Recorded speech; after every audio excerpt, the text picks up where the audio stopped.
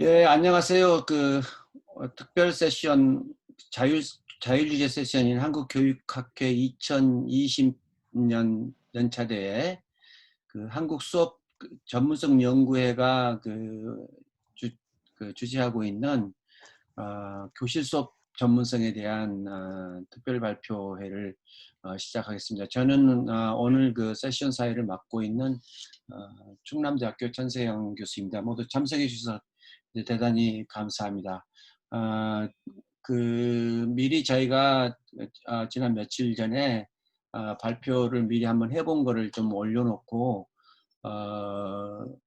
오늘 혹시 참석 못하시는 분들을 위해서도 또 질문도 받고 좀 그래 봤었는데요.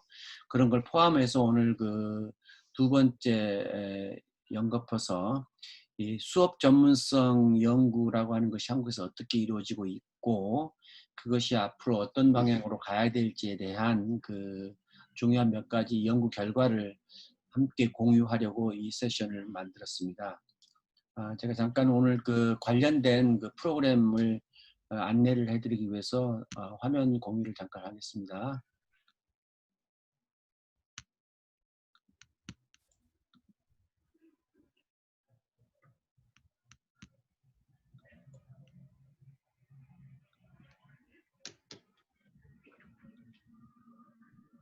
예, 아까 현재 이 세션은 지금 줌으로 이루어지고 있고요. 간단히 오늘 발제를 하게 될 세 주제는 물론 많은 주제들이 있지만 첫 번째 주제로 충북대 이옥화 교수님들이 세계적인 수업 관찰 도구에 대한 소개와 비교 분석을 좀 해드릴 거고요. 두 번째로는 좀 다소 생소하겠지만 아이칼트라고 하는 관찰 도구를 가지고 대전 신탄진 중학교에서 교내 장학 형태로 교내 교사들의 수업 전문성을 향상시키려고 했던 하나의 사례 연구 사례를 발표해 드릴 거고요. 그리고 마지막 세 번째 주제로는 김득준 박사 등이 지금 현재 제목은 잠재계층 분석을 통한 교사의 수업 전문성 유형 탐색 이렇게 되어 있는데요. 아이칼트 관련 연구를 저희가 한 5년째 하고 있는데 한국 선생님들의 수업 전문성이 어떻게 유형화될 수 있는가라고 하는 관점에서 예비적인 관찰 결과, 연구 결과를 공유하려고 합니다. 여러분들이 아마 대부분이 처음 들을 것 같아서 아이칼트에 대해서 간단히 말씀을 드리면 이 도구는 1990년대 네덜란드 장학청과 흐로닝건 대학의 위임 반드 그리프트 박사 연구팀이 개발한 도구인데요. 대체적으로 한 1990년대 말 혹은 2000년대에 유럽을 시작으로 교실 수업 전문성에 대한 연구가 많이 이루어졌고 세계적인 많은 도구가 있었는데 그중에 가장 최신의 그리고 가장 탄탄한 연구 기반을 통해서 만들어진 도구입니다. 대한민국도 저희 연구팀을 비롯해 참여해서 2014년부터 지금 활발히 참여하고 있고 한 3,000개 이상의 한국의 교실 수업 자료들이 분석됐습니다. 현재 15개 나라 이상 국가들이 참여 중이고 있고요. 최근에 학지사에서 저희 연구팀은 수업 분석과 수업 고칭이라는 이런 책을 발간했습니다. 이 책을 한번 사서 보시는 것도 관련 자료를 읽는 데 도움이 될 거라고 생각합니다. 그리고 특별히 하나 광고 말씀드리면 아이칼트로 수업 분석 전문가 되기 이런 수습 과정 혹은 이제 훈련 과정을 하나 열고 있는데요. 2020년 7월 29일부터 31일까지 한국교총에서 주관하는 교사들의 학예 직무 연수 과정으로 개설됐습니다. 그래서 아마 이 과정에 한번 들어보는 것도 좋은 수업이란 무엇이고 그 좋은 수업을 만들기 위한 수업 전문성과 수업 기술을 분석하고 기반에서 코칭하는 역량을 만드는데 우리가 어떤 참여를 할 수 있고 그것이 어떤 의미인지를 경험해 볼 수 있는 기회라고 생각합니다. 이 정도로 간단한 소개를 드리고 이제 첫 번째 발표인 이효화 교수님의 주제부터 발표하도록 해보겠습니다. 이효화 교수님 준비되셨죠? 제가 공유 중지를 끊을 테니까 화면 공유해 주시고 발표 시작해 주세요. 발표는 15분 정도 발표를 하고 나머지 한 5분 정도씩 한 3, 4분 정도씩 간단한 질의응답을 받고요. 그리고 제일 끝나고 난 다음에 시간이 조금 더 남으면은 전체적인 종합 질문과 그 특별히 뭐 그 주제 외에도 관련된 그 질문들이 있으면 해주시면 여기 발표자들 포함해서 저도 함께 그 토론에 참여하도록 해보겠습니다. 자, 그럼 이옥화 교수님 발표 시작해 주십시오. 네, 방금 소개받은 이옥화입니다. 제가 파워포인트 자료를 공유하겠습니다.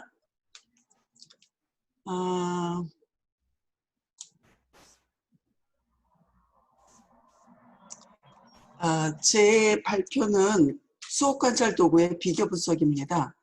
이 연구를 하기 위해서 박사과정에 있는 두 분의 선생님들이 도와주셔서 이 연구를 할 수 있게 되었습니다. 여러분들이 금방 이 책을 지금 소개를 받으셨을 거예요. 이 책의 챕터 4에 지금 발표할 내용이 수록되어 있습니다. 수업을 관찰을 하는 데에는 도구가 필요합니다. 그런데 이제까지 수업을 관찰할 적에 관찰한 결과를 그 선생님들이 수용하기 어렵다는 이야기들을 많이 하셨습니다.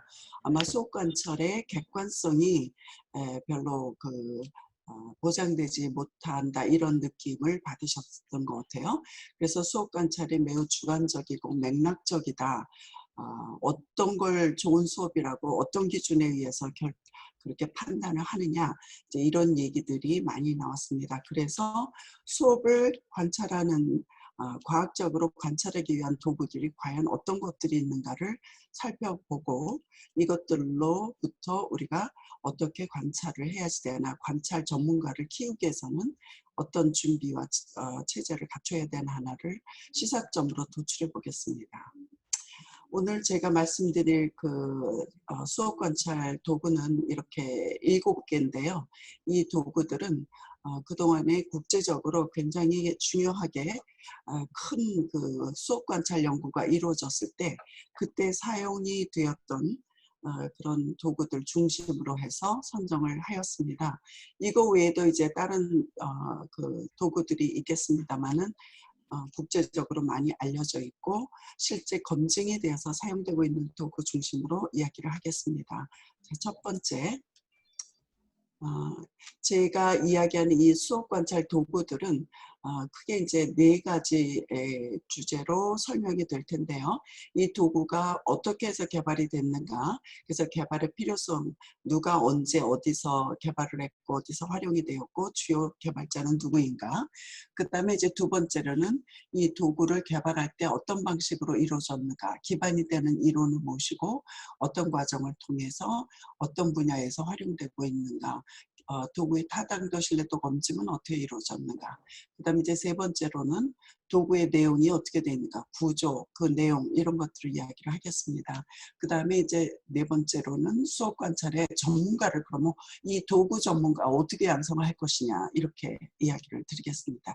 근데 이거를 한 도구마다 다 이렇게 이야기를 하려면 너무나 얘기가 길어서 제가 각 도구별로 한 페이지씩 아주 간단하게 1분 동안에 설명을 하려고 합니다. 자, 첫 번째 ISTOF, International System for Teacher Observation and Feedback. 이 도구는 이제 국제 비교 연구를 하는데 마땅한 툴을 발견할 수가 없었다. 굉장히 툴들이 다 맥락적이고 이렇게 객관성을 담보하기 어려웠다. 그래서 증거를 가지고 교사에게 피드백을 제공하기 위해서 그런 툴이 만들어져야겠다 해서 20여 개국의 사람들이 모여서 만들었습니다. 2006년도 미국 루이지애나 대학에서 이 일을 시작을 했습니다. 이 굉장히 재미난 거의 모든 자료들은 다 어떤 특정한 이론을 기반으로 해서 만들어졌다 이렇게 얘기를 해요. 근데 이 도구는 델파이를 이용해서 어떤 특정한 이론이 아니라 각국에 있는 그런 전문가들에게 그 나라에서 좋은 수업이라는 것이 무엇이냐, 좋은 수업의 요소를 뭐라고 생각하는지를 좀 다 보내봐라. 이래서 그걸 다 콜렉트를 해서 그거를 분류하고 그다음에 항목화하고 그다음에 다시 그 각국으로 보내서 각국에 있는 전문가들이 컨펌하고 이런 거를 한 3번 정도 왔다 갔다 했습니다. 그래서 근거 이론의 질적 연구 방법이죠. 근거 이론에 의거해서 여러 가지 항목을 뽑고 그것을 분류하고 이런 작업을 했습니다. 그래서 이렇게 만들어진 ISTOF는 모든 과목에 사용이 될 수 있고 초, 중, 고등학교에서 사용될 수 있는 도구가 되겠습니다. 그리고 여러 번에 걸친 타당도와 신뢰도를 검증했는데 아직도 그 타당도와 신뢰도가 검증을 진행 중에 있습니다. 일부 내용이 원래 목적했던 그 신뢰도는 괜찮았는데 타당도에 있어서 약간 좀 검증이 안 되고 있는 그런 문제가 있긴 합니다. 이 도구는 레이어가 3레이어로 되어 있고 대영역에 7개, 그 다음에 중영역에 21개 항목이죠. 그 다음에 이제 좋은 그 항목들의 사례로 45개가 있습니다. 이 도구를 사용하는 관찰 전문가는 어떻게 양성하냐면 반나절 정도의 이론 및 실습을 하는데 이때 동영상을 이용을 해서 수업 동영상을 주고 그 수업 동영상을 ISTOF로 코딩을 하게 합니다. 그래서 이때 일정한 수준의 그 일치도를 보일 때까지 70%의 일치도를 보일 때까지 하고 연수비를 안 받습니다. 두 번째 도구는 Framework for Teaching, FFT입니다. 이 FFT는 신인 교사를 채용할 때 그 수업을 하는 수준이 어떤지 판단을 할 도구가 마땅한 게 없었습니다. 그래서 이런 목적을 위해서 필요성에 의해서 만들어졌는데 미국에서는 학교 성과 평가에 굉장히 중요한 요소로 교사 전문성이 들어가 있는데 이 교사의 전문성을 판단하는 그 도구로 이 FFT를 많이 이용을 합니다. 이 도구는 1996년도에 ETS라는 그 교육평가기관 여기에서 개발이 됐고 이것이 개발되면서 시카고의 교육청 중심으로 해서 많이 활용이 됐습니다. 이 도구는 구성주의에 입각해서 만들어져 있고요. 여러 번에 걸친 그런 보완이 이루어져 있습니다. 2007년도에는 미국의 빌 앤 멜린다 게이츠 파운데이션에서 했던 아주 큰 대규모의 수업 관찰 연구가 있었는데 그때 이제 사용되면서 업그레이드 됐고요. 그 다음에 이제 미국의 그 교육과정, 표준 교육과정이 이제 시행이 되는 2013년도부터는 이 내용이 들어오게 되니까 그걸 반영한 그런 도구로 업그레이드가 됐습니다. 그래서 3번에 걸쳐서 메이저 업그레이드가 된 상태입니다.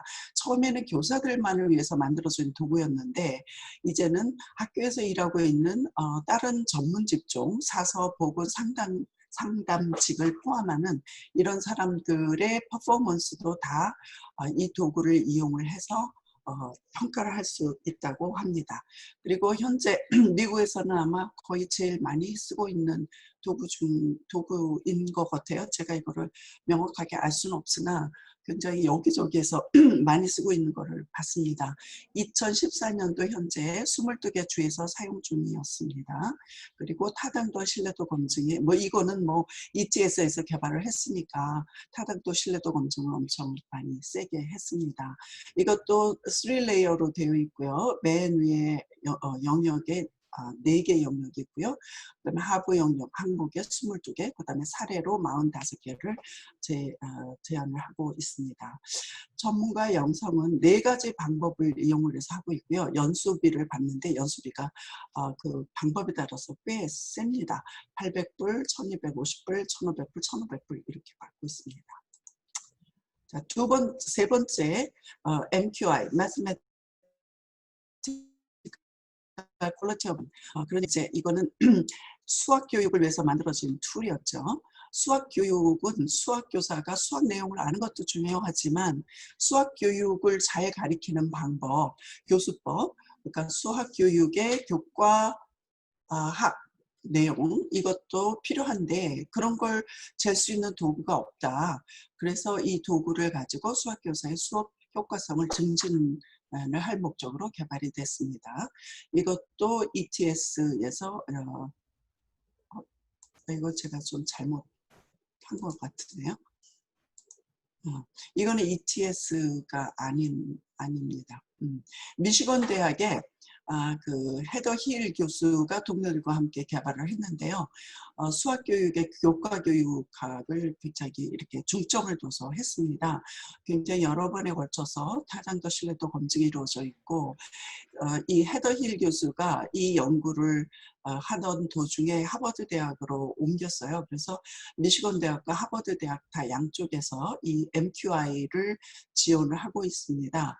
그래서 학생들의 그 성취도가 교사의 수업의 질에 따라서 어떻게 변하는지를 봤는데 이 MQI로 교사를 컨설팅을 했더니 교사가 수업을 하는 그 질은 올라갔는데 학생들의 성취도에 있어서는 별 영향을 미치지 않더라는 재미난 그 결과가 나타났어요.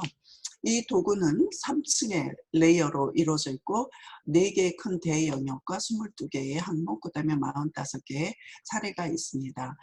이 연구는 이 양적인 데이터 플러스 질적인 데이터로 이 평가를 보완하고 있습니다. 전문가 양성은 수업 동영상을 5분 내지 7분 단위로 세분화해서 잘라가지고 그냥 1시간 내내 수업한 동영상을 보여주는 게 아니라 그 동영상을 여러 개로 보여줘서 분석을 하게 합니다. 그리고 한번 그 하나에 한번 들어가서 수업 관찰을 하게 되면 3개의 수업 동영상을 관찰을 해서 이것의 평균값이 80% 이상의 일치도를 보일 때 전문성이 있다라고 판단해서 전문가로 인정을 해줍니다.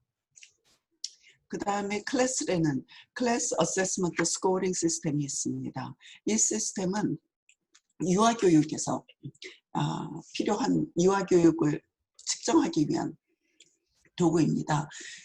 유아교육이 이제 2000년대 초에 굉장히 대규모의 연구를 했는데 그 어릴 때 교육을 제대로 시키는 것이 학생의 그 전 생애에 미친 영향이 크고 특히 어릴 적에 사회경제적 소시오 이코노믹 그 백그라운드가 낮은 가정의 아이들이라 하더라도 보육으로서 이 학생들의 유아의 사회 적응 능력을 높이는 그런 일을 하면 굉장히 이제 이 전생에 걸쳐서 이 아이의 학업에 미치는 영향이 크다. 그래서 유아 교육을 잘 시키는 것이 굉장히 중요하다.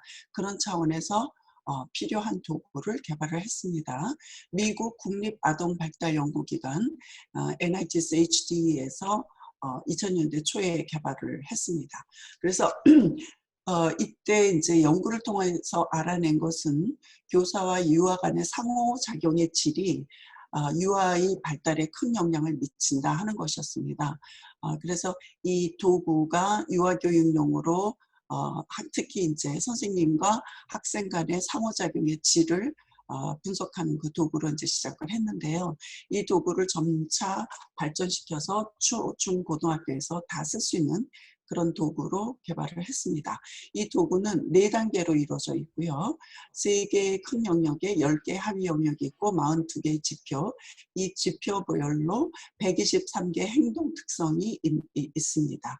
이 도구는 3가지로 이루어져 있습니다. 그래서 영하기 걸음마기의 도구, 그 다음에 2번째 도구는 3 내지 5세 학생들을 위한 도구, 그 다음에 K-12 학년기 학생들을 위한 도구가 있습니다. 이 도구에 사용하는 전문가 양성 방법은 이틀 동안에 7시간씩 총 14시간의 그 연수를 시켜주고요. 이후에는 온라인으로 연수를 하는데 그러니까 이거 지원 연수가 되겠습니다. 이때 비용이 발생하는데 그 비용이 얼마인지는 알 수가 없었습니다. 그다음에 이제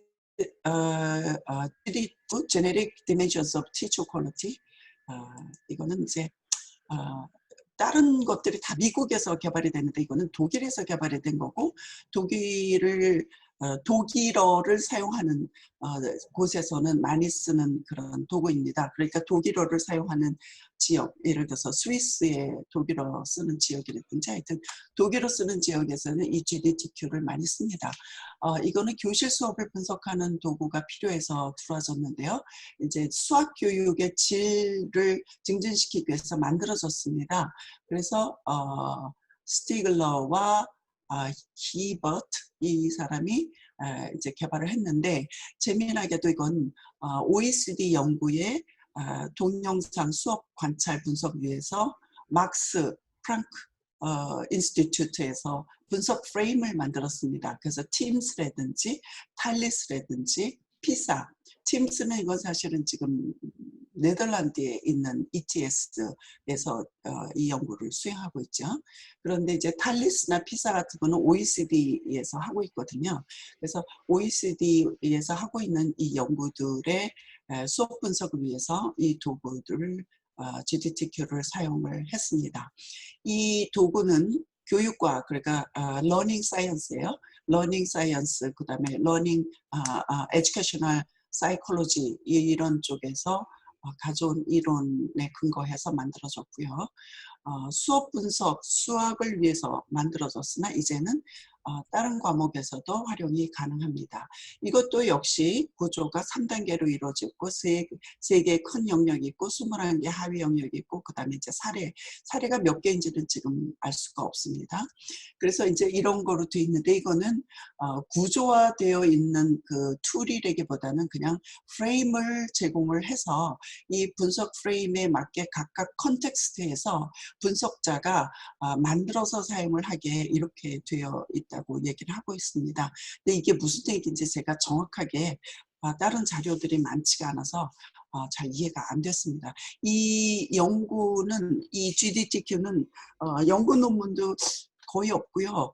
자료가 많지가 않아요. 그 미국 사람들에 비해서 이렇게 유럽 쪽에서 이루어진 연구라서 굉장히 관심이 있었고 보고 싶었는데 자료가 많지 않았습니다. 그 다음에 이제 플레이토라는 거, Protocol for Language Arts Teaching Observation. 그러니까 이거는 이제 영어 교육입니다. 영어 교육의 질과 학생의 성취도와의 관계를 규명하기 위해서 만들어진 도구입니다. 이거는 2000년대 후반에 들어서 미국 스탠포드의 그로스만 교수가 그 팀이 만든 내용이고요. 구성주의에 기반을 해서 만들어졌습니다. 이 도구는 만들어져서 이제 점점 진화를 했는데요. 2007년부터 2009년까지 뉴욕시에서 영어 교육을 분석하기 위해서 사용이 되면서 이게 이제 그 도구의 파일럿 테스트를 했던 테스트베드입니다. 그래서 여기서 사용된 거를 오슬로 대학에서 2010년대에 들어와서 영어 및 수학의 수업 분석의 그 도구로 적용을 했습니다. 그리고 이 빌 앤 멜린다 게이츠 파운데이션에서 했던 매트 연구에서도 영어 교과를 분석하기 위해서 이 플레이터 도구를 사용했는데요. 이때는 이 플레이터 도구를 조금 업그레이드해서 이 매트에서 사용한 플레이터 도구는 플레이터 프라임이라고 불렀습니다. 이 도구는 2단계로 이루어져 있고요. 4개의 대영역에 13개의 하부 영역으로 이루어져 있습니다. 지금 현재 이 오슬로 대학에서 한 것처럼 영어 교과에서만 사용하는 게 아니라 타 교과에서도 관찰 도구로 사용을 하고 있습니다. 이 도구를 사용하는 전문가 양성의 방법은 시간이 제한 없이 그냥 아무 때나 들어와서 온라인 비디오 강의를 보면서 전문 강의 프로그램을 연수를 스스로 진행하게 되어 있습니다. 그래서 관찰 결과가 80% 이상이 될 때까지 개인이 연수를 하고요. 그 다음에 이제 여기서 특이했던 거는 비디오를 5개를 주는데 이 5개의 비디오를 최소 쓰기, 문학, 문법 3개 영역에서 각각 5개 이 영역에서 5개의 비디오를 뽑아서 관찰을 하도록 이렇게 되어 있습니다. 자, 그 다음에 이제 요거는 마지막으로 하는 건데요. SOS는 Stylings Observation System입니다. 이 연구는 이제 후에 Teach라는 그런 툴로 이제 더 진화가 됐는데 Teach에 대한 자료는 없어서 일단 SOS에 관한 거 여기까지만 말씀을 드리겠습니다. 국제기구들 특히 이제 월드뱅크가 교육개발 사업, 우리가 지금 ODA 사업이라고 부르는 거 있죠. 그 사업을 하면서 교육에 관한 교사 연수를 했는데 그 교사 연수의 질이 어느 정도 수준의 성취도를 보이나를 알기 위해서 평가를 해야 되는데 마땅한 툴이 없었습니다. 그래서 70년대에 이 평가 도구를 만들었고요. 이 평가 도구가 스탠포드 대학에서 만들어졌습니다. 그래서 그때 스탠포드에서 만들었던 이 교수의 이름을 따서 스탈링스라고 부릅니다. 이 기반 이론은 학업 성취 시간이 성취도에 미치는, 그러니까 수업 시간에 학업 시간이 그 성취도에 미치는, 수업 시간이 길면 길수록 또 이제 의미 있는 학업 시간이 길면 길수록 학업 성취도에 미치는 영향이 크다. 이제 그런 이론에 의해서 이 도구를 개발을 했습니다. 이 도구는 타당도 신뢰도 검증을 여러 번에 걸쳐서 이루어져 있었기, 그리고 굉장히 오랫동안 개발을 해서 사용했던 툴이기 때문에 이런 기초적인 연구들이 이루어져 있는데 생각보다 이렇게 논문은 많이 나와 있지는 않았습니다. 이 도구는 3층의 구조를 가지고 있고 상위가 4개 도메인, 하위가 20개 도메인, 그 다음에 사례가 50개의 사례로 나타나 있습니다. 전문가 양성은 태블릿을 이용해서 하는 관찰자 연수가 있고요. 이거는 2.5일 동안 오프라인으로 하는데 이때 이 시간의 절반은 학교에 직접 가서 실습 관찰을 합니다. 그 다음에 이제 종이 그리드로 사용하는 경우에는 그 시간을 조금 더 많이 사용을 합니다. 이 둘 다 일치도가 70%가 될 때까지 연수를 합니다. 자, 여러분들이 그럼 이렇게 여러 가지 도구를 쭉 많이 사용하는데 이거 도대체 이게 무슨 뜻이냐? 이 도구들이 갖고 있는 의미를 한번 살펴보도록 하겠습니다. 이 도구는 전체적으로 보면 시간이 너무 많이 지나서. 네. 그래요. 그럼 요거 지나가고요. 그냥 시사점만 갈게요. 네. 이건 같은 내용이니까. 이제 관찰 도구 개발이 미국 위주로 돼 있다, 구조화되어 있다. 관찰 방법은 다 동영상을 많이 이용을 한다. 전문가 양성은 유료로 온라인에서 하는 연수가 대부분이다.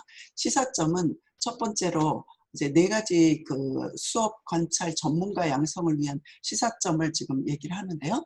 관찰 전문가 양성을 위해서 지원 체제를 구축해야 된다. 일단 관찰 전문가가 되고자 하는 사람이 충분히 많아야 되고 이때 연수 전달 방법 우선순위를 결정해 둬야 된다. 두 번째로는 수업에서 사용할 동영상을 사전에 준비를 해서 적합한 동영상에 표준 점수가 있어야지 됩니다. 그래야지 정확성을 판단해. 이런 준비를 사전에 해둬야 된다.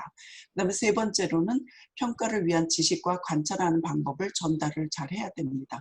도구의 루브릭을 사용법 가르쳐주고 활용 연습을 하고 어떻게 적절한 사례가 어떤 기준으로 평가가 되어야지 되는지 이런 얘기들을 다 가르쳐줘야지 됩니다. 그리고 네 번째로는 수업 교사에게 어떻게 피드백을 줘야지 되는가 하는 피드백을 줘야지 되는 그 방법, 피드백 주는 방법 이거에 대해서 해야 됩니다. 자, 이상으로 끝내겠습니다.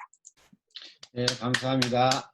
공유 좀 맞춰주시고요. 화면으로 돌아와 주시기 바랍니다. 워낙 내용이 많아가지고 거의 30분 가까이 넘게 죄송합니다. 그래서 지금 충분한 질문 시간을 갖기는 다른 두 분 발표자 때문에 그런데 그래도 시간을 위해서 또 혹시 정말 딱 하나만 질문하고 싶으면 한 부분 정도 받고 나중에 시간을 좀 보겠습니다. 혹시 질문 있으신가요?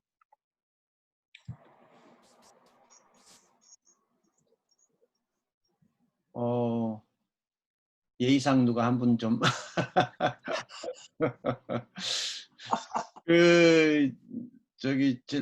한 가지만 다른 사람이 생각하는 동안에 아까 7개인가요? 지금 6개인가? 그죠? 7개. 네. 그리고 우리가 오늘 발표하려고 하는 것은 아이칼트이고요. 네. 그런 것들과 우리가 연구하고 있는 아이칼트하고 만약에 비교를 해본다면 가장 큰 차이라고 그럴까 아니면 어떤 공통점이랄까 그건 뭐가 될 것 같아요? 근데 선생님 이거 지금 계속 녹화하고 있어요? 이것도? 네네네네. 그래요. 아이칼트하고 이거하고는 이제 아이칼트가 이제 구조화가 네. 이게 더 단순하게 쉽게 네.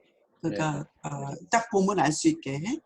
그게 구조화가 잘 돼 있고요. 그다음에 아이칼트는 기본적으로 굉장히 많은 검증된 연구 논문으로부터 음, 실증이 된 그런 내용들을 다 추려 가지고 유목화한 부분이어서 음, 그런 굉장히 탄탄한 이론적 배경을 가지고 만들어졌다. 음, 그렇게 볼 음, 수 있습니다. 그래서 타당과 신뢰도에 있어서 음. 훨씬 더 탄탄한 그 도구로 볼 수 있습니다. 네. 뭐 사실 이제 우리 연구팀이 하고 있는 것은 뭐 자화자찬한 감도 있지만은 뭐 사실 그 점은 분명해 보이고 좀 비교적 가장 많은 그 관련된 학술 논문들은 좀 제일 많은 편인 것 같기도 합니다. 시간이 좀 아쉬워서 일단 다음 주제로 넘어가고요. 끝에 좀 시간이 남으면 좀 더 생각났던 질문 더 하도록 하겠습니다. 그 두 번째 우리 이재용 박사님 준비 네네. 부탁드립니다. 그리고 발표 중에 여러분들 그 중간에 채팅창 이용하시면요, 줌에 채팅창 이용해서 그 텍스트로도 질문을 해두는 것도 방법일 것 같습니다. 이따 제가 함께요. 예. 이재용 교장 선생님 부탁드립니다. 네. 네. 화면 공유해 주시고요.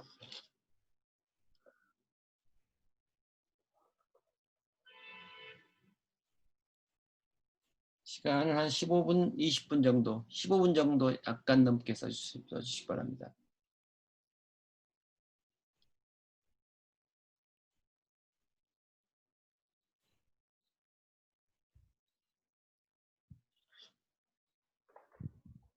예, 안녕하세요. 신탄중학교 이재용입니다. 저 이번에는 아이칼트 관찰 도구를 활용한 교내 수업 장학 사례를 가지고 말씀드리도록 하겠습니다. 먼저 목차는 서론과 이론적 배경 연구 방법 이렇게 말씀드리도록 하겠습니다. 먼저 장학에 대해서는 뭐 여러 가지 이론들이 많이 나와 있는데 학교 현장에서는 실제적으로 장학이 굉장히 이제 유명무실화되어 있는 현상이 굉장히 크게 나타나고 있습니다. 장학의 필요성에 대해서는 선생님들이 인정은 하지만 실제 수업 장학에 대한 교사의 인사는 대부분이 다 부정적으로 형식적인 활동이나 보여주기식 이벤트 또는 일회성 행사라고 하는 부정적인 느낌을 가지고 있고 가장 큰 이유는 수업을 통해서 장학 활동을 하였을 때 그 수업 분석에 대한 피드백이 전혀 수업 교사에게 도움이 되지 않는다는 것이 가장 큰 불만 요소인 것으로 지금 나타나고 있습니다.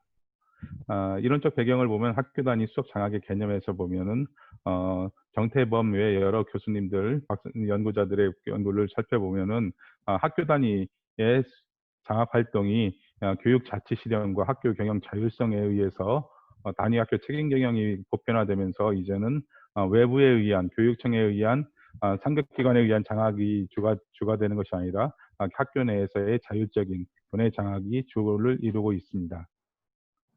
전통적인 장학 형태를 살펴보면은 앞서 말씀드린 교육청 장학사에 의한 수업 장학이나 관리자 중심의 임상 장학, 그리고 교과의 자율 장학 이렇게 크게 세 가지로 나눠져 있는데 앞서 말씀드린 대로 대부분이 교원의 전문성 진장에 크게 도움이 되지 못한다는 부정적인 평가를 가지고 있고 장학 시스템도 시대에 따라서 많이 변화가 되어 이제 장학이라고 하는 약간의 구시대적 용어가 사용되지 않고 수업 컨설팅, 멘토링, 코칭 이렇게 다양한 형태의 조금 더 완화된 또는 자발성을 강조한 그런 용어 자체로 바뀌고 있습니다. 이론적 배경과 선행 연결을 먼저 살펴보면 수업 전문성과 아이칼트 행동 분석에 대해서 수업 전문성은 여러 학자들의 내용을 공통적으로 살펴보면 교사의 전문성 중에 가장 핵심적이고 공통적인 부분은 수업 부분이라는 얘기들이 강조가 되어 있고 아이칼트 수업 관찰 도구도 1990년 홀로링 대학에서 연구 개발되면서 크게 6개의 도메인의 32개 영역으로 수업 행동에서 나타나는 활동들을 측정하고 있습니다. 아이칼트 수업 분석의 필요성에 대해서 살펴보면은 수업 분석은 효과적이고 생산적인 수업을 위해 수업을 기록에 기초하여 교수학습 과정에 이루어진 사실과 현상을 적절하게 검토하는 일이라고 결국 수업 분석은 양적 분석과 질적 분석 모두가 다 함께 이루어져야지만 올바른 수업 분석이 된다고 할 수 있습니다. 현재 학교에서 사용되는 수업 관찰 도구는 대부분 학습 관찰자의 경험에 의한 또는 되게 체계적이지 못하고 분석적이지 못한 그런 분석 틀을 사용하기 때문에 결국은 수업이 이루어진 이후에도 수업자에게 정확한 피드백을 제시하기가 어려운 한계를 가지고 있습니다. 아이칼트 수업 도구의 장점은 첫 번째는 6개의 도메인 114개의 세부 질문을 통해서 수업을 구성하는 다양한 요인에 대해서 진단이 가능하다는 것이고, 둘째는 수업 관찰자가 수업을 분석하기에 매우 용이하게 쉽게 편성이 되어 있다. 셋째는 수업에 대한 장단점을 쉽게 드러내고 피드백이 가능하도록 되어 있다. 넷째는 자신의 수업 부족한 영역에 대해서 찾을 수 있고 그것에 대해서 발전적 대안을 제시할 수 있고, 다섯 번째는 교사의 경력, 교과에 무관하게 모든 교사에게 반복적인 피드백이 가능하다는 것이고, 여섯 번째는 교사 스스로 자신의 수업을 성찰할 수 있는 기회를 제공한다는 장점을 가지고 있습니다. 본격적으로 이번에 분석에 사용된 A 중학교의 경우에서는 교사 9명을 대상으로 아이칼트 수업 관찰 도구를 사용해서 교사의 수업을 분석하고 실시하였습니다. 자료 분석은 SPS 22를 사용해서 비모수 검증을 사용해서 분석하였습니다. 전체 9명의 교사의 경력은 이와 같고, 분석 전문가가 1차 분석을 실시하고 대략 한 3개월 후에 1차 수업에 대한 코칭이 이루어지고, 그 다음 3개월 후에 2차 수업이 실시가 된 것을 같이 평균 비교하였습니다. 이때 코칭은 1차 분석 똑같이 양쪽 모두가 다 아이칼트 수업 분석 도구를 사용하여 아이칼트 지표에 의한 수업 코칭이 이루어져 있습니다. 장학 과정은 넘어가겠습니다. 수업 과정 마찬가지 이러한 과정을 학교에서 이루어졌고요.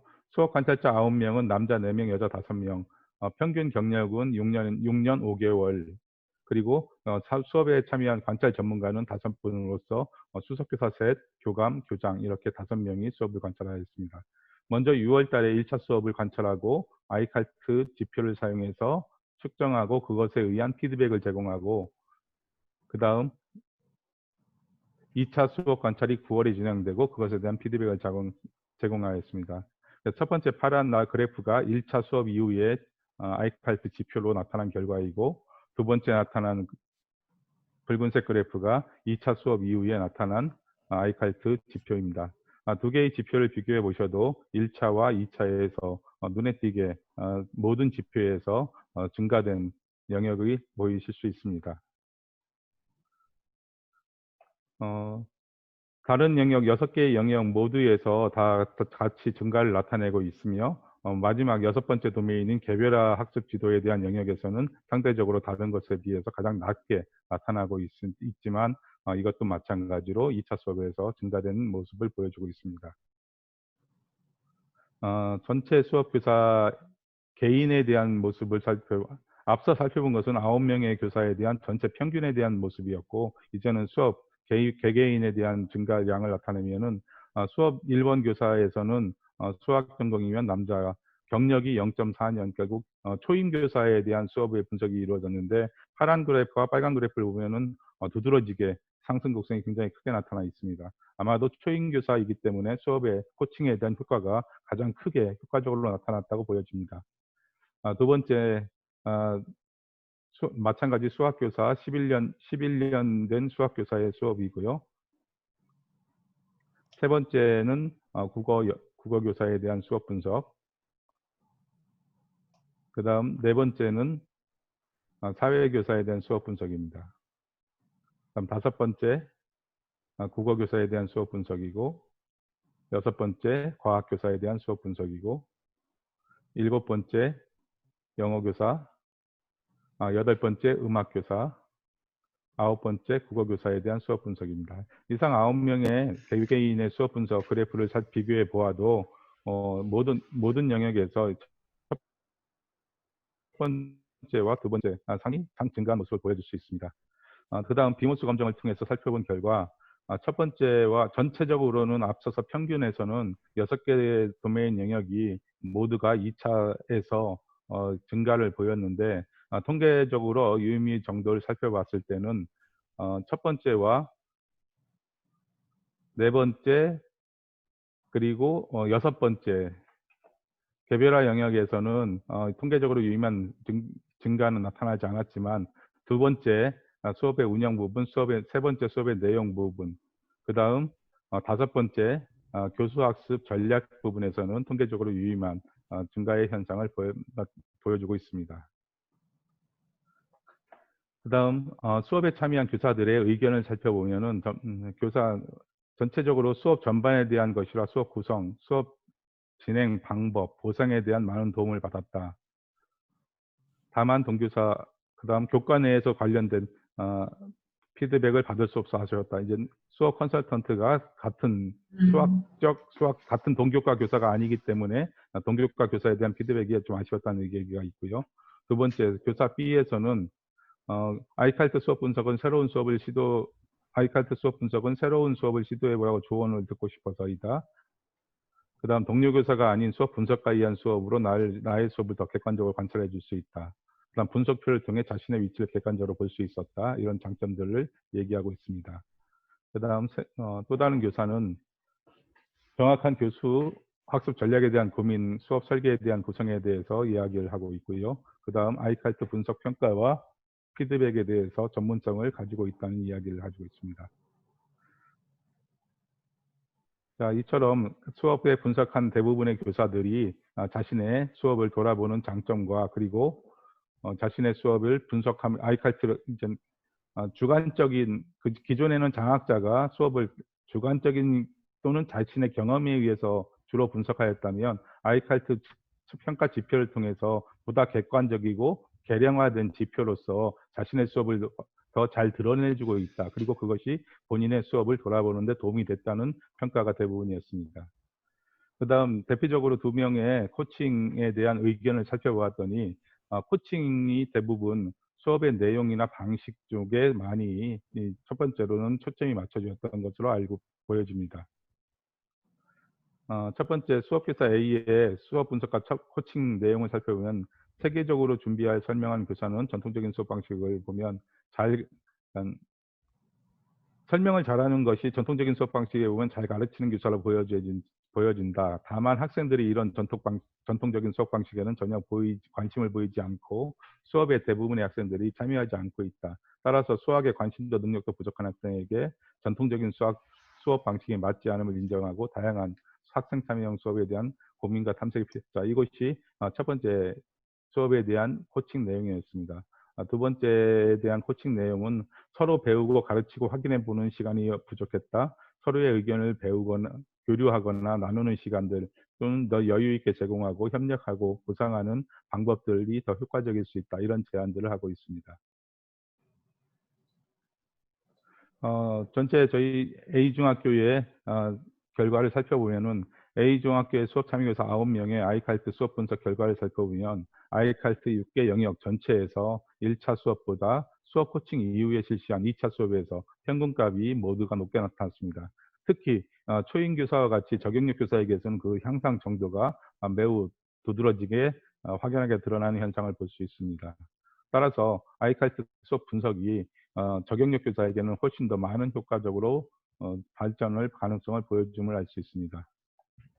두 번째로 수업교사 9명에 대한 비모스 검정 결과에서는 도메인 2번과 3번, 5번에서 통계적으로 유의미한 증가가 나타났는데 이것은 1차 수업 이후에 수업 분석 전문가가 수업 코칭이 부족했던 분야에 집중적으로 수업 코칭을 한 결과로 보여지며 주로 앞서 코칭 내용이나 또는 수업 교사의 본인의 받은 피드백 내용을 살펴봐도 주로 수업 분위기와 수업 내용 그리고 교수 학습 전략에 대한 코칭이 가장 쉽게 그리고 가장 많이 접근되었던 것을 알 수 있습니다.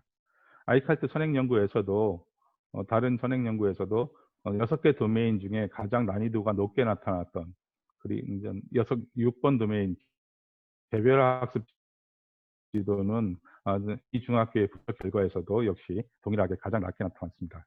결국 아이칼트 수업 관찰 도구를 활용한 A중학교 연구 결과를 통해서 아이칼트 관찰 도구가 교사의 수업 전문성 신장에 긍정적인 영향을 미치고 있음을 확인하였고, 향후 우리나라의 학교에서 교사의 수업 전문성 향상에 아이칼트 수업 분석 도구를 활용한 후속 연구들이 활발하게 일어나기를 제안합니다. 네, 이상으로 발표를 마치겠습니다.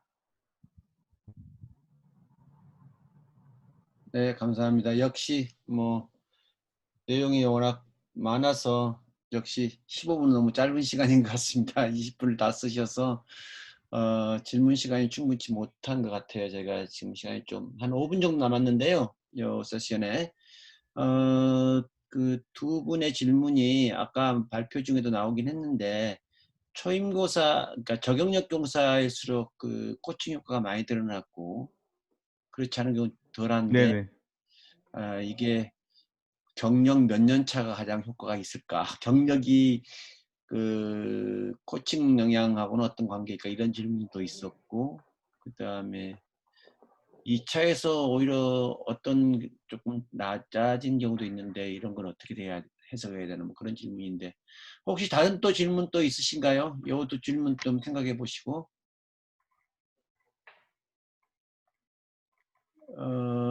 예, 다른 질문 생각하는 동안 우리 발표자분 혹시 피드백 해주실 거 네네. 있나요? 앤서 해줄 거 있나요? 네. 예. 우선 수업의 형태에 따라서 이제 아이칼트 지표에 대한 체크가 이제 조금 더 잘 드러나는 수업의 형태가 있을 거고, 그렇지 못한 수업이 있는 것 같습니다. 아무래도 교사가 수업을 진행할 때는 요즘 학생 활동 중심의 수업을 많이 진행하고 있지만, 전체 진도 분량의 수업 차시의 전체 모두를 다 학생 활동으로 시작되지는 않고 있고, 처음에 수업의 도입 부분, 처음 1, 2차 시는 아무래도 지식 전달이 필요한 부분은 학생, 교사의 강의 중심으로 이루어질 수 있습니다. 그래서 지식 전달 중심의 강의 중심의 수업에서 나타날 때와 학생 활동이 활발한 수업으로 설계된 상태에서는 아이칼트 체크에서도 좀 마지막에 활발한 수업 운영이라든지 또는 아이들의 개별화 지도 이런 쪽에서도 조금 지표가 좀 달라질 수 있다고 봅니다. 그래서 수업 운영 형태에 따라서 각각의 지표는 조금씩 차이는 있을 수 있다고 봅니다. 네, 수업 운영 형태나 수업 모델에 따라서 전문성의 그 기술의 그 발현 혹은 또 수행 형태가 좀 달라질 수 있는데, 그건 아직 우리 연구가 안 된 미지의 영역인데 앞으로 아마 이런 부분도 연구가 좀 더 되어야 될 것 같기도 하네요. 그 사이에 새로 오신 분들 몇 분도 계시기도 한데, 질문 더 있으신가요, 혹시? 예, 마이크 켜주고 해주세요. 네. 경력이 몇 년 정도 될 때까지 아이켈트가 효과가 좀 컸나요? 예를 들어서 그러니까 시간과 돈을 들여야 되는 거잖아요. 아이칼트를 이렇게 관찰을 하려면. 근데 여기 보면은 뭐 아까 4년 된 교사도 그 정도 경력 교사도 아이칼트에 별로 영향을 받지 않은 분도 계시고 그렇더라고요. 그러니까 뭐 그분 워낙에 그냥 잘하시니까 이 아이칼트 해봤자 별 영향이 안 되는 수준이다 이러면 할 필요가 없잖아요. 그래서 한 몇 년 정도까지 경력 몇 년 정도까지, 그러니까 그냥 헌치로 그냥 상상을 해서 그때까지 아이켈트를 적용시키는 것이 효율적이라고 생각하세요? 글쎄 제 개인적인 생각은 효율적인 경력의 상한선은 없다고 지금 생각이 됩니다. 왜냐하면 이제 경력이 많냐 적냐야 보다도 이제 수업 코칭이라고 하는 것이 본인이 그것을 얼마큼 받아들일 마음의 준비가 되어 있는가가 얼마큼 더 수용적인지, 본인의 수업을 돌아보고 그리고 새로운 피드백을 받은 거에 대해서 얼마큼 수용적인가에 대한 부분이 가장 중요하지 않을까. 지금 저희들 사례를 보면은 가장 고경력자가 11년 차의 교사가 있고, 가장 저경력자는 1년 미만의 저경력자가 있습니다. 그런데 이제 각각의 나타나는 현상을 보면 딱히 고경력자가 몇 년 이상 뭐 그렇게 하게 됩니다. 네, 아직 이게 이렇게 비모수 검증에서 보여줬듯이 지금 이제 사실 개인 사례 연구이고 아직은 초창기 연구여서 데이터가 조금 더 모아져 가면서 그런 포인트도 좀 연구가 돼야 되긴 할 것 같아요. 아직으로서는 그냥 한두 사례에서 여러한 가능성이 좀 보여진다. 그리고 이런 연구들이 좀 더 학교 단위에서 가능하겠고 어쨌든 뭐 가능하지 않겠는가 뭐 그런 어떤 단초를 보여주는 연구인 것 같으네요. 또 질문이 마지막으로 채팅창에서 몇 개가 있긴 있었는데요. 아이칼티 방법에 대해서 사전 안내가 있었는가라는 질문은 사전 안내가 된 거죠? 예, 사전 안내 이제 예, 했습니다. 됐고 그다음에 관찰 일치도 이미애 선생님께서 관찰 일치도가 70, 80, 뭐 80% 이런 얘기도 있는데 이 관찰 일치도하고 아까 이게 아마 저 도구 설명할 때 이효과 박사님 설명할 때 나오는 얘기 같은데 그 수업 관찰 때 맥락 문제 이런 문제도 또 질문이 있었는데요. 지금 여기 답을 하기가 좀 시간이 충분치 않은데 혹시 저 채팅으로 잠깐 답을 좀 해주시고 그 사이에 우리 저 3주제 발표를 좀 들었으면 좋겠습니다. 저희가 주어진 시간이 20분밖에 남질 않아서요. 네, 김득준 박사님 발표해 주시겠어요? 생각보다 시간이 짧죠? 늘 뭐 이런 거 학교 발표하다 보면 15분에 뭐 발표하라고 그러면 정말 어려운 일이죠. 네, 발표하겠습니다. 안녕하세요. 저 김득준입니다. 네. 제가 발표할 주제는요. 그 핵심은 뭐 교사의 발달 단계에 따른 수업 전문성의 그 각 단계마다 유형이 있을까라는 것입니다. 그래서 잠재 계층 분석을 통한 교사의 발달 단계에 따른 수업 전문성 유형 분류라고 일단 정했습니다. 그 기본적인 연구 논리인데요. 왜 이런 생각을 하게 됐는가에 대한 부분들입니다. 그 스완슨이 이 인적 자원 개발이라고 하는 쪽에 관련돼서 많은 이제 저서를 하고 또 활동하는 학자인데요.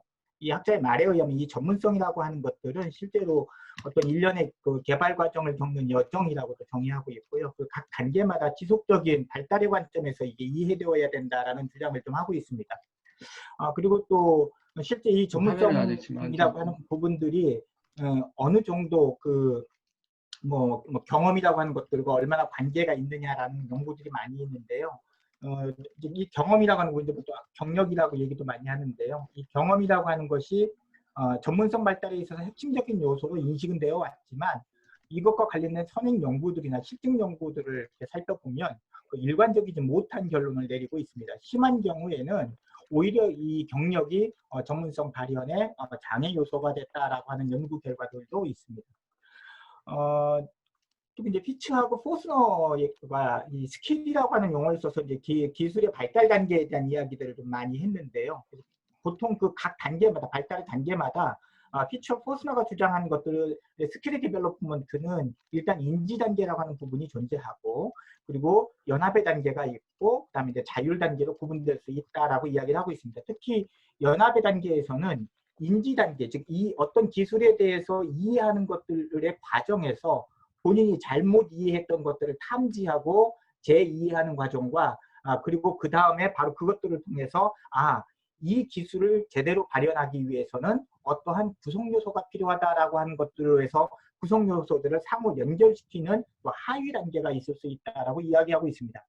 그렇다면 피츠와 포스너의 주장을 스킬 디벨롭먼트의 단계로 놓고 본다면 정확하게 3개의 영역, 그러나 4개의 단계가 존재할 수 있다라는 것들을 좀 우리가 좀 볼 수 있을 것 같습니다. 연구 문제는 크게 2가지 정도로 좀 살펴봤습니다. 그래서 우선 가정 본 거는 우리나라 이제 그 교사의 발달 단계에 따른 우리나라 이제 그 교사들의 발달 단계에 따른 수업 전문성은 어떠한 패턴으로 유형화될까 또는 뭐 계층화되는가라고 하는 부분들입니다. 이 부분에서 이 계층화라고 하는 부분에 있어서 조금 조심스러운 용어를 썼는데요. 하이어라키컬이라기보다는 클래시피케이션이다라는 거로 조금 더 저는 미리 이야기를 하고 좀 했으면 좋을 것 같습니다. 그리고 교사의 발달 단계에 따라 수업 전문성 계층에 있어서 그 계층에 따르는 수업 전문성은 교사의 교직 경력, 즉 경험에 따라서 차이가 과연 나타나느냐라고 하는 것들, 이 두 가지 연구 문제를 좀 삼아봤습니다. 연구 대상은 한국과 몽골 초중등교사 879명의 데이터를 가지고 했습니다. 그래서 한국과 몽골, 그다음에 초중등의 현황은 지금 보는 자료와 같습니다. 뭐 이건 익히 이제 우리가 앞부분에서 이제 설명을 해주셨기 때문에 넘어가도록 하겠습니다. 그리고 전체적인 알타입 수업 측정 도구의 구성은 수업 전문성 영역이라고 하는 부분들이 있고, 이런 잠재적인 특성들을 우리가 측정하는 데 도움이 될 수 있는 인디케이터로서의 문항이 존재합니다. 그리고 이러한 각각의 문항들이 관련돼서 어떻게 우리가 행동지표를 볼 수 있느냐라고 하는 지표에 해당하는 걸 3개의 영역으로 좀 구성되어 있습니다. 전체적인 분석 방법은 우선 교사 발달 단계, 우리로 따지면 각각의 7개 도메인 또는 6개의 도메인, 이게 교사 관점으로 보면 6개의 도메인인데요. 교사의 그 각각의 발달 단계에 따른 수업 전문성 유형이 있을까, 그 유형군을 탐색하는 것들이 첫 번째로 했던 거고요. 이 결과를 토대로 해서 그렇다면 이런 수업 전문성 유형을 바탕으로 각각의 수업 전문성에는 어떠한 군집들이 있을까라는 군집 분석을 좀 수행했습니다. 그리고 이것들을 토대로 해서 각각의 이러한 군집들은 경험이라고 하는 것들에 해당하는 교직 경력에 따라서 수업 전문성에 차이가 있을까, 이런 것들을 분석하는 단계를 택했습니다. 맨 처음에 그 수업 전문성 유형군을 탐색하는 데 있어서는 잠재계층 분석이라고 하는 방법들을 좀 사용했습니다. 두 번째는 이러한 결과를, 즉 첫 번째 그 잠재계층 분석을 통해서 여기에는 잠재적인 몇 개의 유형이 존재한다라는 것들을 얻어내게 되면 이 값을 토대로 K평균 군집 분석이라는 것들을 수행했습니다. K평균 군집 분석이 우수함에도 불구하고 이 K값 자체의 기준이 무엇이냐는 논란이 있는 단점을 가지고 있습니다. 그래서 이 K값 선정하는 데 있어서의 타당성 확보를 위해서 잠재계층 분석을 수행했습니다. 그리고 이러한 결과로 나눈 군집들을 대상으로 해서 경력에 따른 원웨이 아노바라고 하는 것들을 분석했습니다. 각각의 그 상단의 부분에서 그 잠재계층 분석을 할 때 이 모형의 적합도를 보는 방법은 어떤 거를 받느냐 하는데, 여러 가지 이제 적합도 분석 방법이 있는데 아케이케 방법이라고 하는 그 방법하고요, 그다음 베이지안 방법 두 가지가 있는데요. 그 아케이케가 갖고 있는 그 방법의 가장 큰 차이점은 독립변수, 여기서 따지면은 이제 군집의 개수가 늘어나는 것에 따라서 이거에 따른 보정을 못합니다. 근데 사례수가 좀 달라지는 것들에 대한 보정을 좀 못하는데요. 베이지안이 이 사례수가 달라지는 것들에 대한 보정값을 가지고 있습니다. 그래서 일반적으로 BIC 값들을 많이 쓰고 있고요. 본 연구에서도 BIC 값을 기준으로 해서 각각의 그 단계마다 BIC 값이 가장 작은 것들을 가장 적합한 모형이라고 판단했습니다. 우선 첫 번째로 놓고 보게 되면 이것은 한국과 몽골 데이터 전체를 가지고 한 겁니다. 그래서 전체를 가지고 지금 살펴보게 되면 기본적으로 맨 처음에 하나의 계층이 있다, 하나의 집단이 있다, 2개의 집단이 있다, 3개가 있다, 4개가 있다, 이런 식으로 늘려나갔고요. 이렇게 잠재계층 분석을 하면서 AIC 값과 BIC 값을 토대로 해서 각 도메인에 따라서 몇 개의 유형이 존재한다고 보는 것이 적합하겠느냐라는 것들을 좀 살펴봤습니다. 결과에서 보시는 바와 마찬가지로 기본적으로 이제 안전하고 고무적인 수업 분위기라고 하는 쪽에서 보게 되면 한국과 몽골 전체적으로 같이 분석했을 때는 한 3개의 하위 유형이 있다, 잠재 유형이 있다고 나타났고요. 각각의 클래스별로 여기 살펴보시면 이쪽이 우리 각 그 도메인의 인디케이터 문항들입니다. 1번 문항, 2번 문항, 3번 문항, 4번 문항이고요. 이 각각에 대해서 1번 응답, 2번 사전 리커트 척도죠. 이거에 대한 2점 분포입니다. 각각 어떤 특성을 나타내고 있느냐. 그래서 이런 시각적인 자료를 통해서 각 잠재 계층들이 어떠한 분포를 가지고 있는 것 같다라고 시각화할 수 있는 도구를 함께 좀 제시했습니다. 두 번째 영역이죠. 효율적인 수업 운영 역시 3개의 집단이 있다고 나왔고요. 그다음에 명료하고 구조화된 수업 영역에서는 이제 4개 집단, 그다음에 집중되고 활발한 수업에서도 역시 4개, 그다음에 개별화 수업 지도에서도 4개, 그다음에 교수학습 전략에서도 4개의 그 요인들이 있다라고 나왔습니다. 이게 잠재 집단이 있다고 나왔고요. 그리고 학습자 참여 7개에서는 이제 3개가 있다고 나왔습니다. 각각의 관련된 그 그래프들입니다. 한번 참고하시면 좋을 것 같습니다. 이번에는 한국 데이터만 가지고 좀 분석을 했습니다. 아까 조금 전에 있던 건 한국과 몽골 데이터가 섞여 있던 거고요. 지금 있는 거 이제 한국 데이터입니다. 같은 표가 2번 제시되고요. 그래프가 좀 한꺼번에 제시할 수가 없어서 지금 나눠놨습니다. 그래서 첫 번째 보시게 되면 여기 보신 것처럼 기본적으로 그 한국 데이터에서는요. 첫 번째 1도메인에서 3개 집단, 그 다음에 2도메인에서 3개 집단, 그 다음에 3에서 3개. 그러니까 지금 전체적으로 1, 2, 3, 4도메인에서 3개의 잠재 집단이 있다고 나왔고요. 그러나 이제 그 5도메인에 해당하는 부분들 뭐 이제 하고 교수학습 전략은 3개입니다. 그러나 이제 개별화 수업 지도라고 하는 부분들에 대해서는 4개의 잠재 집단이 있다고 나왔습니다. 그래프 한번 참고하시고요. 그 다음에 몽골 데이터입니다. 몽골 데이터는요, 살펴보면 한국과 이제 뒤에 이제 종합 데이터를 제시할 건데요. 1영역에서 3개 집단입니다. 그런데 특이하게 2, 3도메인이 2개의 잠재 유형이 있다고만 나왔고요. 그 다음에 3, 4, 나머지 도메인에 3개의 잠재 집단이 있는 것으로 좀 나타났습니다. 관련된 그래프의 유형이고요. 그래서 이런 것들을 토대로 해서 지금 보시는 바와 같이 한국과 몽골의 데이터를 전체를 묶어놨을 때, 그 다음에 한국 데이터, 그다음에 몽골 데이터 이렇게 따로 좀 한번 비교해 봤습니다. 그래서 전체 데이터에서는 똑같이 1도메인에서는 3개의 잠재 집단이 있다고 나왔고요. 2도메인의 경우 전체 3개, 한국 3개, 몽골은 2개의 잠재 집단이 있는 걸로 나왔고요. 그다음에 3도메인에서는 전체에서는 4개의 잠재 집단, 그다음에 한국은 3개, 몽골은 2개의 잠재 집단이 있는 것으로 나타났습니다. 4도메인의 경우에 전체적으로는 4개인데요. 한국에서는 3개, 그다음에 몽골에서 3개입니다. 특이하게 이제 뒤에 한번 더 봐야 될 영역이지만 한국도 3개, 몽골도 3개의 집단인데 전체에서는 4개가 나왔다면 양쪽 집단에서 이질화된 특성이 하나 있지 않겠는가라는 유추를 좀 해볼 수는 있을 것 같습니다. 그 다음에 이제 그 개별화 수업 지도에서는 전체에서는 4개의 잠재 집단, 한국 4개, 그 다음에 몽골 3개로 나타났고요. 그 다음에 교수학습 전략과 관련돼서는 한국과 몽골이 4개, 그 다음에 이제 한국의 경우에 3개, 몽골의 경우 3개로 나타났습니다. 이러한 결과를 토대로 놓고 봤을 경우에요. 크게 한국과 몽골에 있어서는 2, 3 영역이라고 하는 부분도 이 부분하고요. 그 다음에 우리가 개별화 수업 지도라고 하는 마지막 6도메인에서 조금 잠재 집단에서 차이가 특성이 있는 것으로 조금 나타났습니다.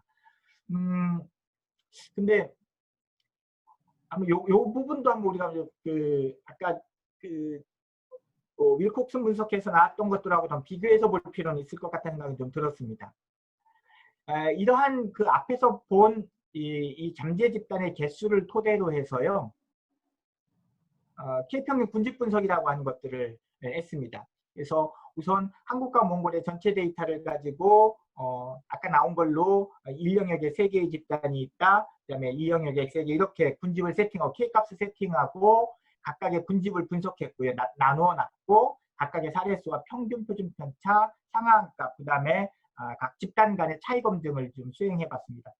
보시는 바와 같이요. 각각의 모든 전 영역, 뒤도 마찬가지인데 전 영역에서 유의한 차이가 있다고 나왔고요. 사후 검증 결과도 확연하게 차이가 나타나는 것으로 일단은 나타났습니다. 역시 뒤도 마찬가지입니다. 이번에는 한국입니다. 한국 데이터만 가지고 좀 살펴봤습니다. 한국 데이터만 가지고 봤을 때도 역시 정확하게 각 그 집단별로, 도메인의 집단별로 각각의 전문성에 있어서 확인한 차이가 있다라는 결과가 나타났고요. 그리고 몽골도 역시 마찬가지입니다. 여기 몽골에서 2, 3집단의 사후검증은 당연히 집단이 유형이 2개밖에 없어서요. 사후검증이 의미가 없어서 제시하지 않았습니다. 역시 몽골 데이터에서도 확연한 집단 간의 차이가 있는 것으로 결론이 났습니다. 그렇다면 이런 거 경험이라고 하는 것이 전문성에 굉장히 많은 영향을 미친다라는 선행 연구들도 있고, 물론 이제 그렇지 않다는 것들도 있는데요. 그래서 그것도 토대로 정말 그런가 좀 살펴봤는데, 한국과 몽골의 전체 데이터를 가지고 이루어진 각각의 군집들 간에 이 군집들이 과연 그 종속 변수인 교사의 경력을 얼마나 잘 설명할까, 이제 이걸 좀 분석을 해봤습니다. 그래서 살펴보니까요. 실제로 1, 2 영역에서는 1도메인과 2도메인에서는 교사의 경력하고는 커다란 차이가 없다, 설명할 수 없다는 결과가 나왔고요. 그 다음에 이제 3, 4도메인에서는 경력 일분이 설명하는 것으로 나타났습니다. 그 중에서도 이제 사후 검증 결과 1집단과 2집단, 그리고 2, 4집단이 3집단보다 좀 높게 나타났다라고 결과를 얻어냈고요. 그리고 역시 3, 4 우리가 나머지 도메인에서도 역시 마찬가지입니다. 근데 이제 마지막 그 7개 도메인에서는 차이가 없게 나타났죠. 그래서 전체적으로 보게 되면 한국과 몽골의 값을 같이 놓고 한 분석한 여기서는요, 1, 2도메인에서 차이가 없는 거로 나타났습니다. 한국 데이터만 봤는데 좀 특이한데요. 한국은 각각의 전체 도메인에서 그 살펴보시는 지금 보시는 것들처럼 교사의 경력이 설명하지 못하고 있습니다. 1, 2, 3, 4에서 보면 교사의 경력이 설명을 하지 못하고 있고요. 전체적인 영역에서 다 설명을 못하고 있습니다. 몽골만 따로 떼서 놓고 보니까요. 몽골의 경우에도 지금 몽골의 경우에는 1도메인에서는 유의하지 않는 걸로 나왔어요. 근데 나머지 2, 3, 4 그리고 여기 마지막 있는 그 교수학습 이제 우리가 전략이라고 하는 TLS 쪽 빼고 이 부분도 역시 교사의 경력이 설명하지 못한다라는 연구 결과를 만들어냈습니다. 이거는 이제 뭐 참고 자료들이고요.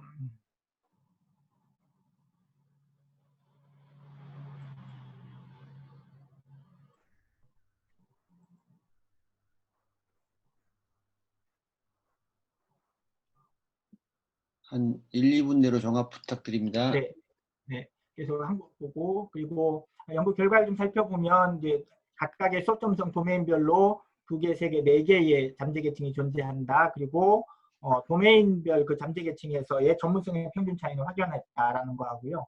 그리고 도메인별에 있어서 잠재 계층의 교사 경력은 제한적이나마 약간 의미 있는 설명을 해주고 있다. 그리고 한국과 몽골의 전문성 차이와 패턴에 유의미한 차이가 있는 것 같다라는 결론을 조금 만들어냈습니다. 지금 논의및 결론 부분이 못했고요. 하여튼 참고문은 이렇고 예, 여기까지 발표하도록 하겠습니다. 감사합니다. 네, 감사합니다. 네, 그래도 17분 쓰셔서 저희가 토탈 그 제공된 시간은 3분밖에 남지 않았지만은 한 5분 정도 여기 종합적인 논의를 좀 더 하고요. 일단 마감을 하고 끝내고 난 다음에 혹시 질문이 더 있으면은 장외에서 논의를 더 할 수 있도록 하겠습니다. 혹시 지금 그러니까 교사들의 전문성은 유형화가 가능한 것처럼 보인다.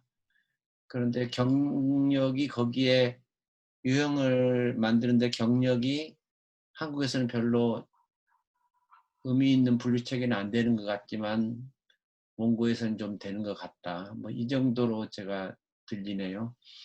네. 자, 혹시 학교 현장 선생님들 혹시 여기에 대해서 질문 있으실까요? 없으신가요?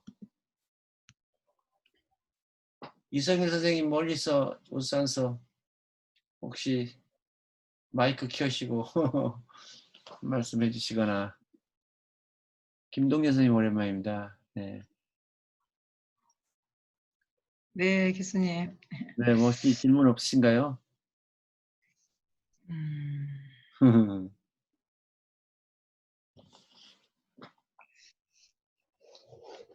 뭐 억지로 막 머리 쥐어 뜯으시지는 않으셔도 되고 여기 저 카톡에 남기셔도 되고 또 하니까요. 네.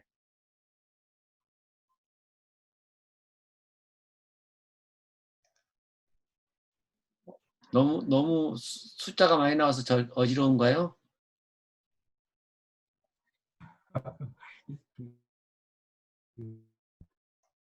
잠깐만. 김득전 선생님 쉬운 말로 그래서 무슨 뭘 알아냈다는 거야. 가장 큰 고민거리인데요. 지금 그 각각의 그 전문성 영역마다 그 하위의 잠재적인 그 계층이 존재하고 또 이 계층 간에는 분명한 이제 전문성의 차이가 있다라는 건 이제 분명한 것 같아요. 그런데 아직 분명하게 드러내지 못한 부분들이 그 잠재적인 그 집단의 특성을 우리가 뭐라고 명명할 수 있느냐라고 하는 부분들에 대해서는 아직 좀 분명한 것 같아요. 불분명한 것 같고요. 그 다음에 이제 한 가지 이제 특이한 현상 가운데 하나는 이제 이 부분도 이제 논의해서 지금 더 마무리를 해야 되는데요. 전문성이 일반적으로 보면 전문성이 종의 분화 마냥 점점점 발달할수록 점점 세분화된다. 그러니까 전문성의 개수가 늘어난다라는 관점으로 보면 한국이 몽골보다 조금 수업의 전문성에 있어서 더 세분화되고 발달된 것 같다라고 이야기할 수 있을 거는 같아요.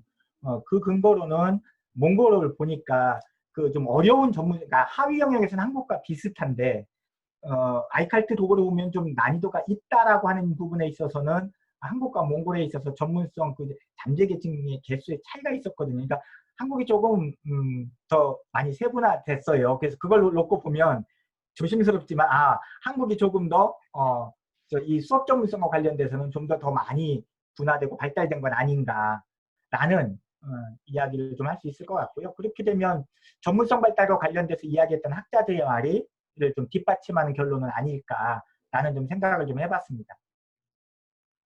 네. 어려운 것일수록 잘하고 못하는 집단들이 두 집단에 세 집단으로 그냥 크게 분류되는 게 아니고 어려운 기술일수록 집단 분류가 좀 더 많아진다. 뭐 이제 그런 뜻으로 해석이 되나요? 예, 점점 어느 조직이 그 분야에서 더 많은 발달을 했다면 점점 세분화된다. 그 말은 그러니까 한국 선생님들이 몽골 선생님보다 좀 더 세분화됐다는 얘기는 한국 선생님들 전문성이 집단 차이도 좀 더 많다 뭐 이런 거네요. 그렇죠. 예, 전문성이 점점 더 세분화되고 발달되어 있다라고 얘기할 수 있을 것 같습니다. 네. 예. 몽골보다 우리나라가 사회가 좀 다양하고 그걸 반영해서 수업도 다양하기 때문에 계층 유형도 한국이 더 다양하게 나타나는 거 아닌가 싶어요. 근데 이제 딜레마가 경력이 그 전문성을 반영하지 못한다라는 그런 내용이 있잖아요.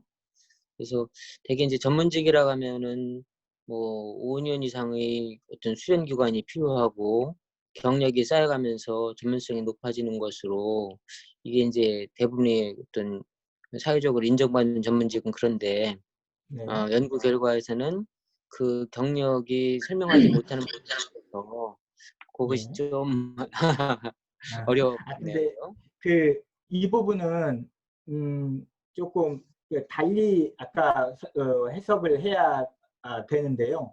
왜 그러냐면 지금 이제 우리가 남은 거는 각각의 그 하위 집단들 간에 있잖아요. 그러니까 이 부분에 속한 수업 교사의 경력은 뭘까? 이거는 각각 달라요. 그런데 1도메인에서 4개의 집단이 있거든요. 근데 그 1도메인 잠재 집단에서의 수업 전문성은 경력에 따라 다르진 않다라는 얘기거든요. 그러니까 이건 좀 다른 이야기거든요. 예, 그러네요. 예. 알겠어요. 네. 그래서 이것이 결국 오히려 저는 예, 긍정적으로요. 이해했습니다. 한국에 있어서 각 전문성이 많이 보편하게 평균 수준 이상으로 됐다고 우리가 얘기할 수 있는 건 아닌가라는 관점으로 봤어요. 이미 다 도달해서 네. 우리나라 선생님들이 이미 수준이 다 높아서 뭐 이런 건가 일 수도 있고 네. 뭐 워낙 실력 있는 선생님들이 예비교사로 들어오기 때문에 들어올 때부터 대전문가가 돼갖고서 나눠주지도 않을 수도 있고 아마 많은 연구들을 좀 더 해봐야 될 것 같긴 합니다. 그 시간이 거의 다 돼서 일단 이렇게 마치기로 하겠고요. 오늘은 이제 월요일 날 예비로 이렇게 우리가 발표를 해서 이거를 일주일 또 동안 오픈을 해 놓을 거고요. 토요일 날 좀 일반 좀 더 많은 청중들이 함께하는 그런 좋은 토론회가 되기를 기대하면서 오늘 일단 아이칼트에 기반한 수업 전문성에 관련된 예비 토론회를 이 정도로 마치도록 하겠습니다. 얘기가 좀 더 필요하신 분들은 나가지들 마시고 알아서들 애프터를 가지시기 바랍니다. 이걸로 공식적인 미팅은 마치도록 하겠습니다. 감사합니다.